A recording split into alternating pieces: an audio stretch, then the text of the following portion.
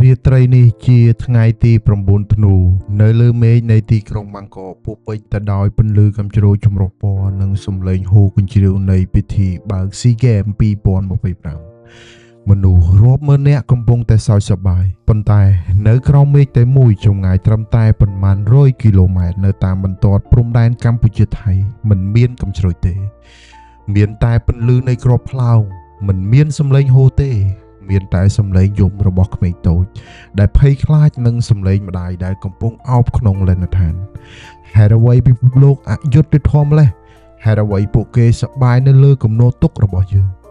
នេះមិនមែនជាវីដេអូព័ត៌មានទេតែនេះជាសំឡេងនៃក្តីឈឺចាប់របស់កូនខ្មែរ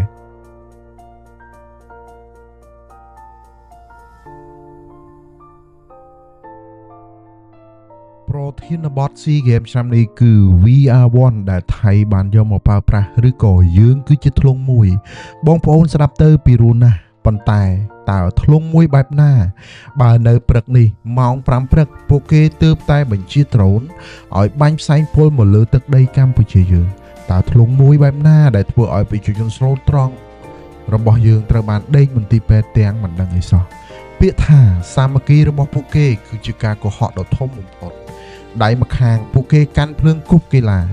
ឯដៃម្ខាងទៀតពួកគេកំពុងតែកាន់កំភ្លើងបាញ់មកលើយើងបីជារាត្រីនេះដងងងឹតទៅពោពេញទៅដោយគ្រោះថ្នាក់ប៉ុន្តែយើងមិនឯកាទេបងប្អូនកងទ័ពនៅសមរភូមិមុខបានដឹងហើយថាគ្រប់ដំណក់ឈាមនិងការលះបង់របស់បងប្អូនគឺមានតម្លៃមិនអាចកាត់ថ្លៃបានទេនៅពីក្រោយខ្នងបងប្អូនគឺមានប្រជាជនខ្មែរ17លាននាក់ដែលកំពុងតែជូនពរនិងឈរនៅជាមួយបងប្អូនជានិច្ចសម្ដេចតេជោបានគូបញ្ជាក់ហើយថាបន្ទាត់ក្រហមហើយយើងជាជាតិសាសន៍ដែលស្រឡាញ់សន្តិភាពតែយើងក៏មិនអនុញ្ញាតឲ្យនរណាម្នាក់មកជន់ឈ្លីយើងបានដែរសូមបងប្អូនជុំភូមិជាតិកុំគ្រាន់តែមើលហើយចែករំលែកសូមបងប្អូនចូលរួមជាតិកុំគ្រាន់តែមើលហើយរំលងសូមកុំភ្លេចចុច share វីដេអូនេះដើម្បីឲ្យពិភពលោកបានឃើញការពិតដែលកំពុងកើតឡើងហើយឲ្យពួកគេបានឃើញទឹកភ្នែកនៃភាពក្លាហានរបស់កូនខ្មែរយើងប្រហែលជាគ្មានកាំជ្រួចដើម្បីអបអរនៅយប់នេះទេតែយើងមានបេះដូងដែលស្រឡាញ់ជាតិស្រឡាញ់ទឹកដីស្រឡាញ់ប្រជាពលរដ្ឋរបស់យើង